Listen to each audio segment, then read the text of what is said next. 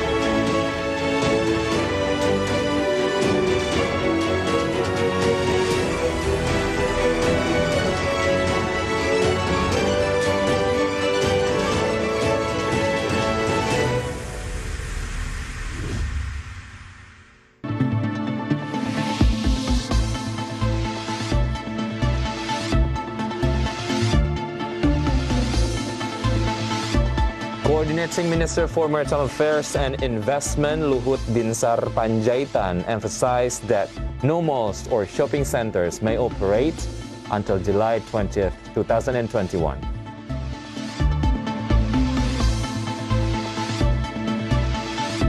First quarter this year, Sentul City's revenue was recorded at 463 billion rupiah.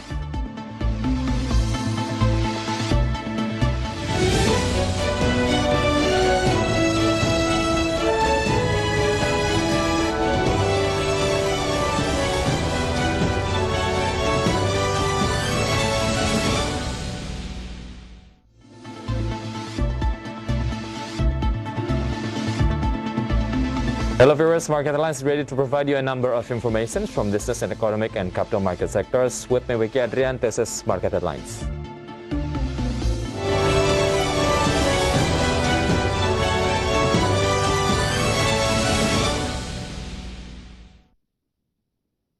Coordinating Minister for Maritime Affairs and Investments Luhut Binsar Panjaitan emphasized that no malls or shopping centers may operate until July 20th, 2021. This is based on the rules for the emergency social restrictions for Java and Bali, which will take effect on July 3rd up to 2021.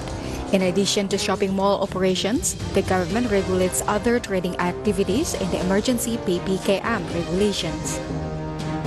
Supermarkets, traditional markets, grocery stores, and supermarkets that sell daily necessities have limited operating hours up to 8 p.m. local time with a maximum visitors capacity of 50%. Kegiatan pada pusat perbelanjaan, mal, pusat perdagangan ditutup sementara. Saya ulangi, ditutup sementara. Jadi tidak ada mal yang buka selama sampai tanggal 20. In addition, Luhut Binsar Panjaitan elaborated that restaurants and derivative businesses in the food and beverages industry are not permitted to offer dining and are only limited to takeaways and deliveries. From Jakarta, Kilang Praditya for IDX Channel.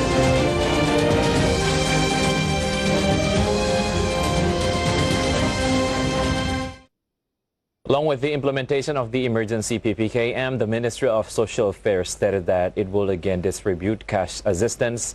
The ministry targets the number of recipients to reach 10 million with a budget of 2.3 trillion rupiah.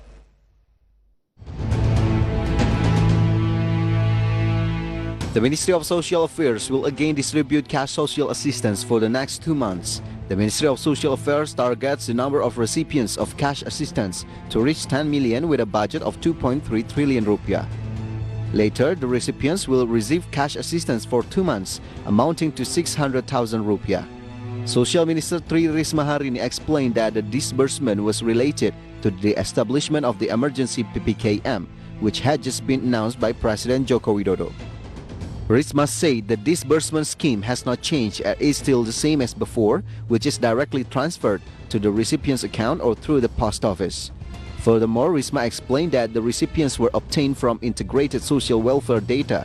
However, data on cash assistance recipients can also be submitted by local governments.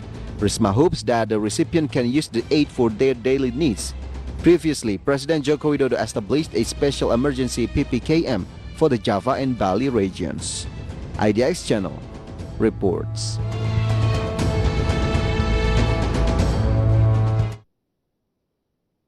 Confederation of Indonesian Trade Unions delivered some notes in the implementation of emergency COVID-19 restriction. One of the points is demanding salary subsidy to be continued.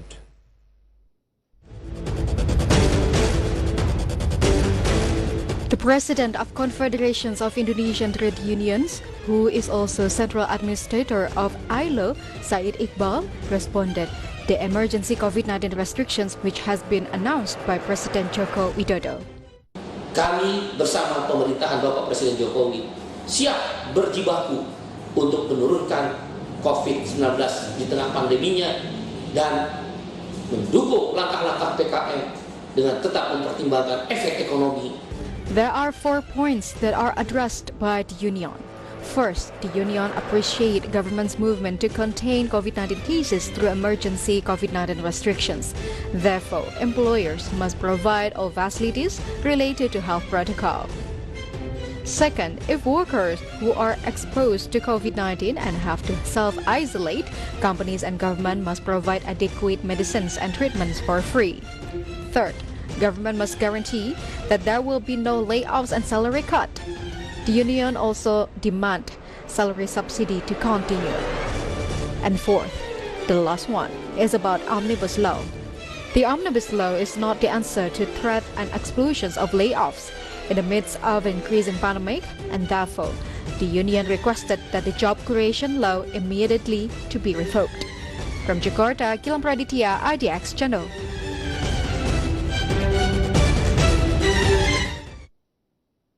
Moving on to global update, the World Health Organization says the risk of new wave of COVID-19 cases is growing in Europe. Meanwhile, Chinese ride-hailing giant DiDi Global made $68 billion in its debut in New York Stock Exchange.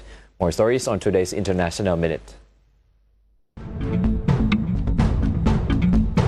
COVID-19 infections have risen by 10% in a week in Europe after 2 months in decline, and the risk of a new wave of cases is growing, says the World Health Organization.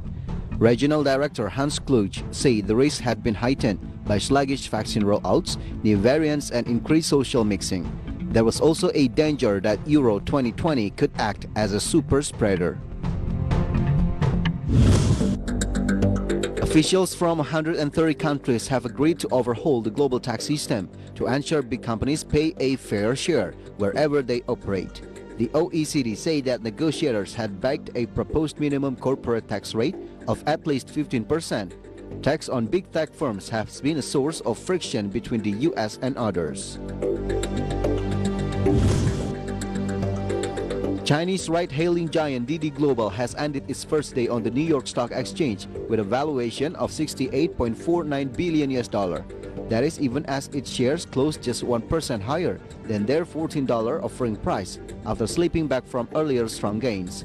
It was the biggest listing in the US by a Chinese company since Alibaba's debut in 2014. Nissan has announced a major expansion of electric vehicle production at its car plant in Sunderland, which will create 1,650 new jobs. The Japanese car maker will build its new generation all-electric model at the site as part of a $1 billion investment that will also support thousands of jobs in the supply chain. and Nissan's partner Envision will build an electric battery plant.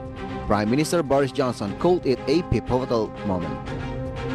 IDX Channel reports.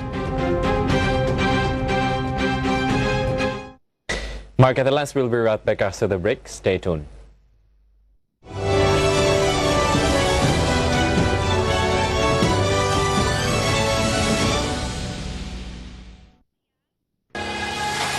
Nonton UEFA Euro 2020 gratis. Dapat cashback 100%.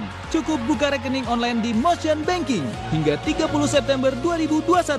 Buruan langganan sekarang. Hanya 99.000 bisa nonton semua pertandingan dan bonus jutaan rupiah. Nonton UEFA Euro 2020 gratis. Hanya di tempatnya Gila Bola, MNC Vision, K-Vision, dan MNC Play.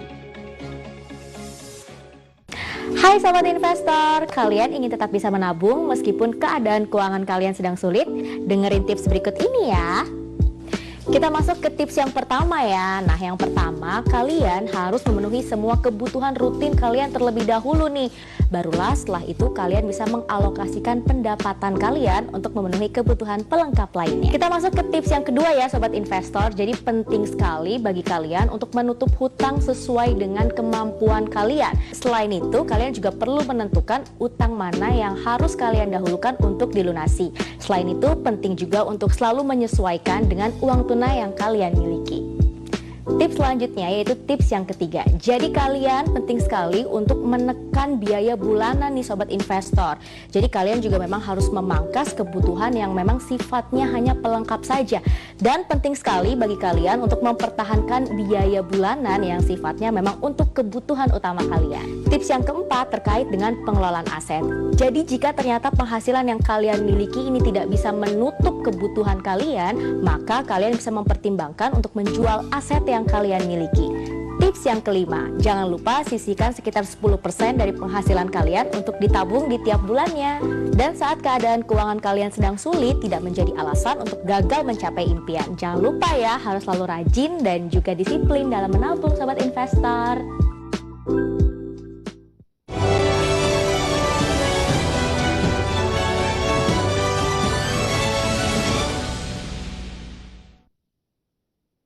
Welcome back. The healthcare sector emerged as one of the very few sectors that has been able to turn the misfortunes of COVID-19 pandemic into its advantage, as well as the stocks. In yesterday, healthcare sector led the runway of JCI movement with 1.9%. It drove JCI to level up above 6,000, and the increase keeps on going until now. And therefore, we will discuss it deeper with Vanessa Karmajaya, who serves as research analyst for RHB Securitas. Hey, Vanessa, thank you very much for joining. Hi, thank you so much for inviting me. How are you? I'm good. Stay at home.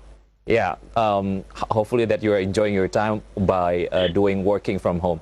So talking about the thing that had been being an object or subject of the talking, especially in the capital market ecosystem. The COVID-19 cases in Indonesia rise very significant. It is also giving a significant impact towards the health sector in capital market in Indonesia. So can you share your observation on this? Yeah, we see the recent increase of the stock price of the healthcare companies recently. I can say there is a kind of condition, maybe a blessing in disguise. I'm not saying that we should take any benefits amid this unfortunate situation, but yeah, like it or not, that's true that healthcare companies are defensive in nature and become the main beneficiaries in this situation. Actually, I divided the stocks into three segments, which are pharma, hospital, and laboratorium. For pharma, I think the increasing health awareness, for example, like people are buying more vitamins. Like maybe we can do self-assessment, like previously we don't care about zinc vitamin, we don't care about vitamin D, but now we are rushing to buy it to maintain our immunity system. This is definitely positive to support their sales, and we see this is going to be a long-term trend. Also for hospital, I think the COVID-19 patient already helped to support their revenue. And also the margin, because the reimbursement rate is notably higher. And also for laboratory companies, they also get windfall from the COVID-19 situation. because the increasing health awareness should also sustain their growth going ahead. I mean, people like pre-COVID, they don't care about their vitamin D level or they don't care about their oxygen saturation status before, but now they do care. So I think people might opt for the routine preventive testing and more becoming health concern going ahead. Yes, it is also giving a significant impact on the high demand of a healthcare product or a supplement product in the market. So talking about trend-wise, is it going to happen for a long time, time-wise? I think it's gonna be remain positive for the healthcare sector and overall. We maintain our overweight sector, and I think it's gonna be a long-term trend. We all know that Indonesia healthcare industry is still underpenetrated if we compare to the other countries. For example, like our number of hospital beds per population is still lower if you compare to the WHO standard, for example. Also with COVID-19 patient, like I said before, like it's a kind of boost to increase our health awareness, and I think it's gonna be maintained going ahead. So like I mentioned before, we don't care about vitamin D, we don't care about oxygen level before, but now we care. And I think it's gonna be the new normal. It's gonna be a long time horizon and should be positive for healthcare companies. Okay, the awareness is raising right now. So talking about the stocks that will be pretty much prominent during this pandemic time, what are those? Okay, so actually my topics is on the hospital, especially for Mitra Keluarga. Is our target price is 3,600. It's still presenting a substantial upside from this current level. My previous topic was actually Hermina, but the price rise rapidly and reaching my target price, approaching their stock split mechanism. So hospital players should book a solid third quarter result, because we know that during the first quarter, given the rise in the COVID-19 patients at that time, they book a very solid profitability. Second quarter might be slowing down a little bit, but third quarter should be superb for both of the top line and also the bottom line. Okay, so for the pharmaceutical listed company that produced pharmaceutical products, for example, INF is the producer of ivermectin.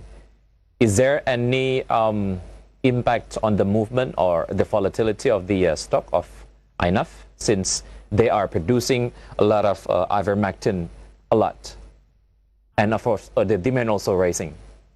Yeah. I think there is a hype, anything related to COVID, to all of the stock. For example, like we know that when Pak Jokowi is expected to take the first shot, at that time, all of the pharmaceutical companies' share price rise rapidly at that time. But I think we need to be careful about this, because yes, the hype is there. People are lining up, and the stock of the ivermectin is depleting rapidly. But I think we need to see further regarding the demand of the demand for the COVID-19 patients. I mean, how many percent of the COVID-19 patient is actually using this medicine, and how is the demand post-COVID-19, and how much actually it's going to be contribute to the enough performance. I mean, for example, like remdesivir, it helped to boost the share price of the pharma companies, but actually when I delve deeper to the Kalbe's pharma impact, is actually less than 10% for the revenue impact coming from remdesivir for Kalbe Pharma. So I think the impact is not that much. So yeah, I think we need to have further assessment on the financial impact. Okay, especially for investors that going to collect enough as the long-term stock to be collected, they need to examine more on that. So talking about the health sector as the mover of JCI lately, is it or are they going to be strong enough to put the JCI on a positive trend in the long term or in the medium term? Maybe not that strong at this moment, the impact of the healthcare companies, because we know it's not as strong as going to be like bank or tech, because the market cap of the healthcare companies combined, it's only about 2 to 3% from the total GCI, so it's not much as banking and tech sector. For example, banking and tech sector combined is close to the 40%. Banking only is about 37-38%. So yeah, banking and tech sector, if they increase, they gonna move the market. They have the stronger impact compared to the healthcare companies. All right, Vanessa Karbajaya, research analyst of RHB Securitas. Thank you very much for joining and sharing your point of view on this. Thank you. See you very soon. Stay safe, everyone. Happy Stay weekend. safe. All right, stay tuned on Market Lines because we'll be right back after the break.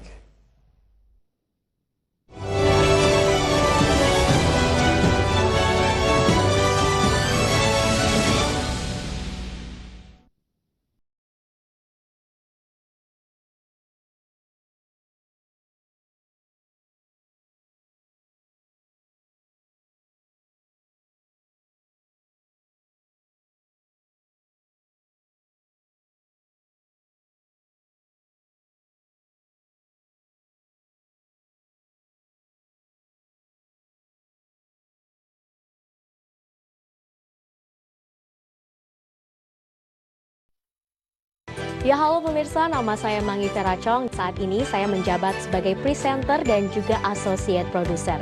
Saat ini saya membawakan program IDX Session Closing, di mana di program tersebut saya menganalisa isu-isu ekonomi yang menarik, baik dari luar negeri maupun juga dari dalam negeri.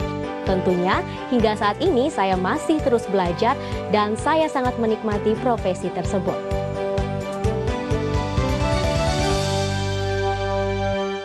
Pemerintah semakin percaya diri mampu merealisasikan ekspektasi pertumbuhan yang tinggi. Kita lihat dari PMI market, kita sudah mencapai yang tertinggi.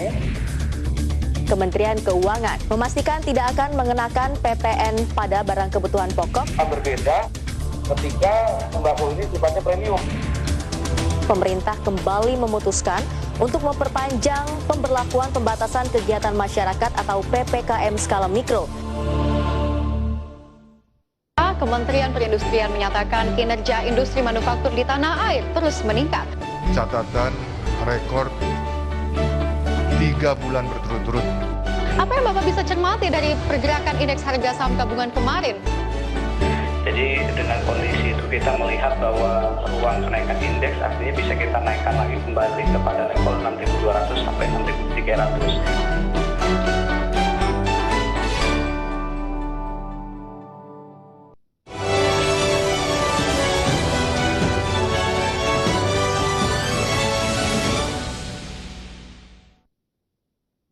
For the last segment at the Jakarta Composite Index intraday movement earlier today, JCI was open at the level of 6,020.07 and then approaching the closing time on the first session, the index was on the level of 6,032.66.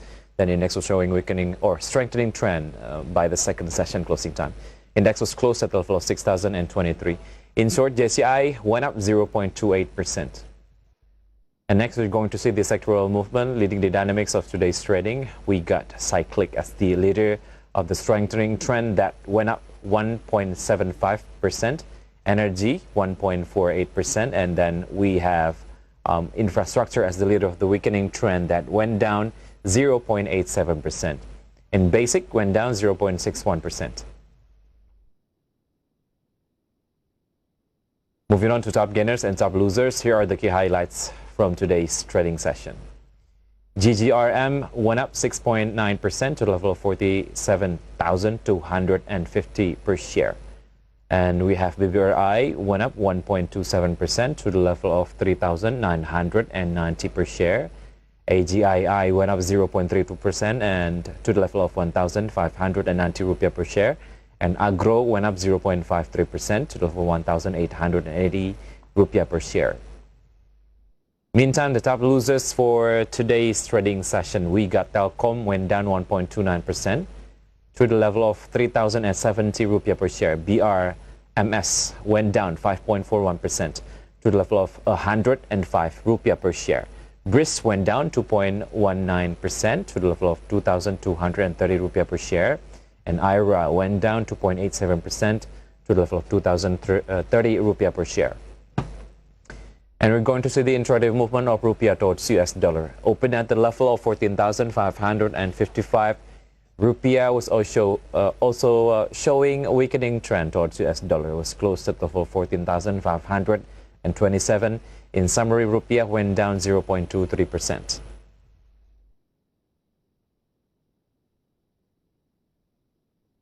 During first quarter this year, Sentul City's revenue was recorded at 463 billion rupiah, or grew 4 times compared to the same period in 2020.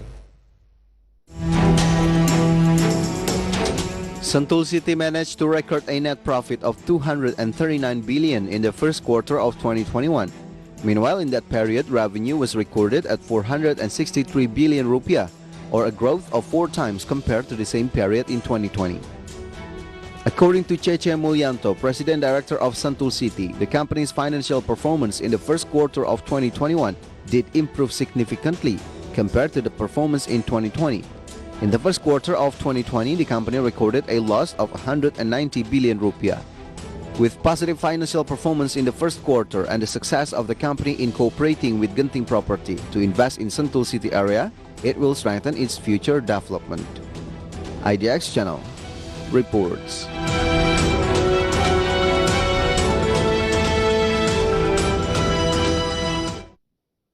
Indofood CBP's net profit fell 12% to only 1.74 trillion rupiah in the first quarter.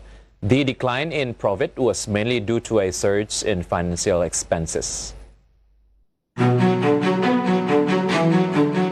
Even in the midst of the COVID-19 pandemic, in the first quarter of 2021, Indofood CBP Sukses Makmur managed to record a brilliant operational performance. This was marked by a 26% growth in consolidated net sales to 15.09 trillion rupiah. However, the company's net profit fell 12% to 1.74 trillion. The decline in profit amid a surge in revenue was mainly due to a surge in financial expenses. In the first 3 months of this year, the company's financial burden reached 1.25 trillion. This increase in financial costs is the effect of the increase in debt used for the acquisition of Pine Hill. According to the President Director and CEO, Antony Salim, the pandemic that lasted more than a year in general did affect the market situation. Management said that the company will continue to focus on maintaining excellence and increasing consumer confidence both in the domestic market and outside Indonesia. IDX Channel reports.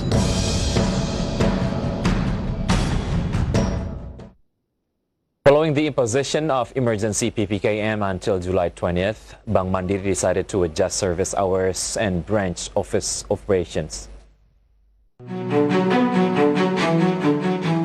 Bank Mandiri adjusts service hours and branch office operations. This step was taken following the government's policy regarding the imposition of emergency PPKM to curb the rate of addition of COVID-19 cases. Bank Mandiri adjusted branch service hours from 9 a.m. to 3 p.m. local time. In addition, following the emergency PPKM policy, Bank Mandiri as of Monday, July 5, 2021, will operate a network of branch offices throughout Indonesia by following PPKM provisions and adapting to the conditions of each region. Bank Mandiri Corporate Secretary Rudi Asaturida stated that all banking services were still available to customers with the implementation of strict health protocols. Management also hopes that customers can take advantage of Bank Mandiri's electronic channels for transactions. IDX Channel reports.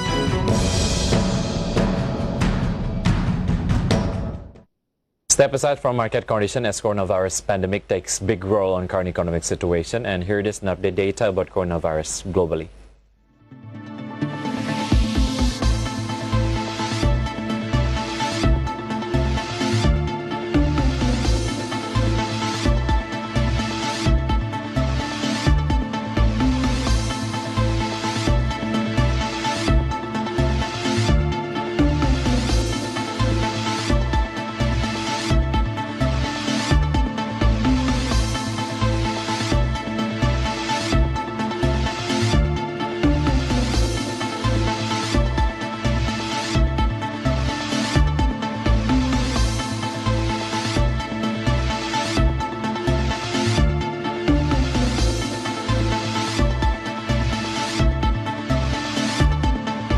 And your news close our market lines today. Please enjoy our next program on IDX Channel, Your Trustworthy Economic, Business and Capital Market Channel. I'm Wicky Adrian. Have a nice evening. Stay safe.